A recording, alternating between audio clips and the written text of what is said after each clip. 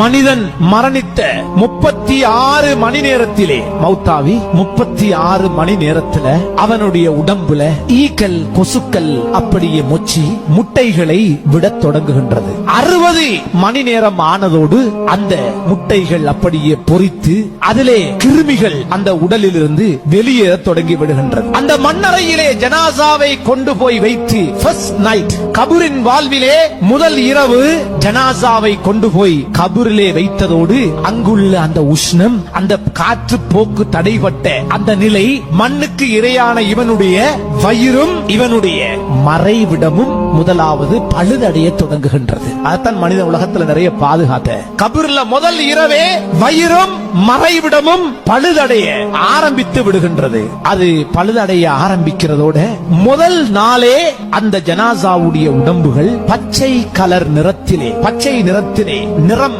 அப்படியே ஏற்படுகின்றது.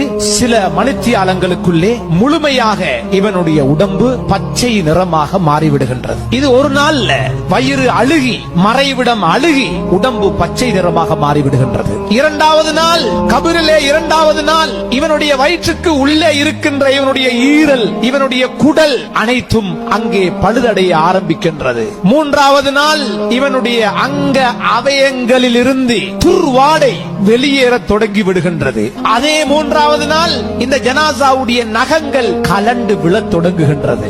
நாலாவது நாளிலே கண்ணியத்துக்குரியவர்களே உடம்பினுடைய அங்க அவயங்கள் அப்படியே அது இலகுவடைந்து பகுதி பகுதியாக பழுதடைய கலரத் தொடங்கி விடுகின்றது. ஐந்தாவது நாள் அவனுடைய தலையிலே இருக்கின்ற மூளை, அந்த மூளையை வைத்துத்தான் எத்தனை வருடங்கள் உலகத்தை ஆண்டான், உலகத்திலே வாழ்ந்தான், பல சாதனைகளை சாதித்தான். அஞ்சாவது நாள் இவன் தலையில் இருக்கிற மூளை அப்படியே கரைந்து தண்ணீராக மாறிவிடுகின்றது.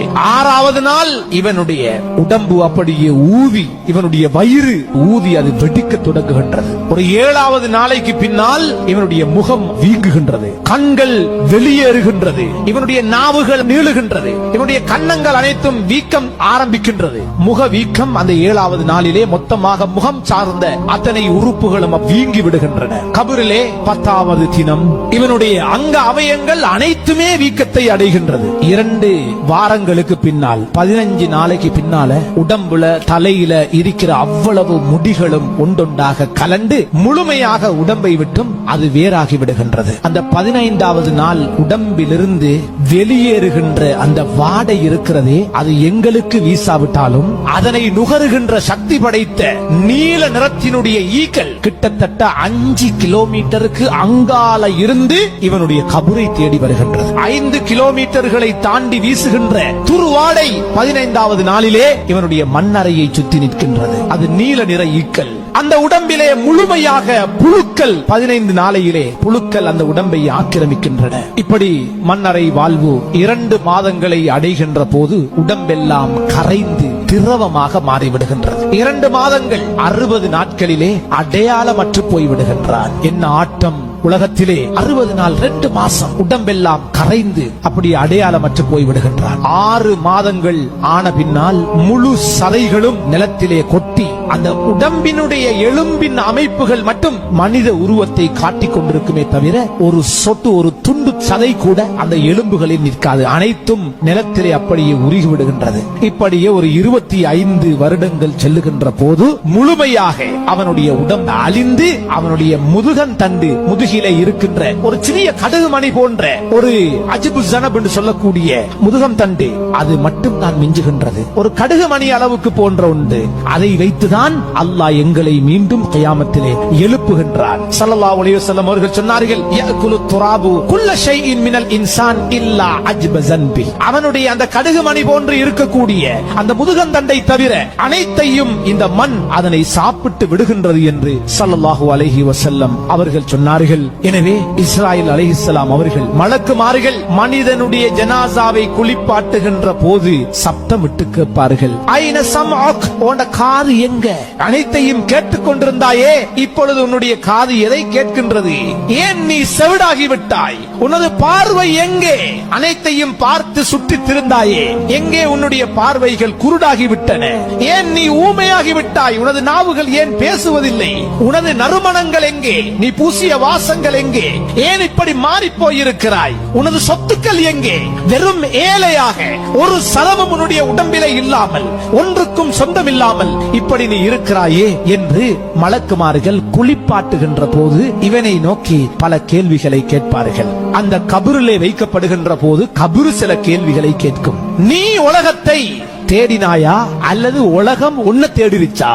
சிலர் உலகத்தை அடைந்திருக்கிறார்கள், இன்னும் சிலரை உலகம் சம்பாதித்துக் கொண்டது. அவங்கள ஆகரத்துக்கு விடவே இல்லை, பள்ளிக்கு விடல, நல்ல அமல்களுக்கு அவங்கள துனியா அவங்கள உடல்ல. முழுக்க முழுக்க சிலரை துனியா அப்படியே பிடித்துக் கொண்டது. அதான் கபரு கேக்குது, நீ உலகத்தை தேடினியா அல்லது உலகம் முழுக்க ஒன்ன புழுங்கிருச்சா?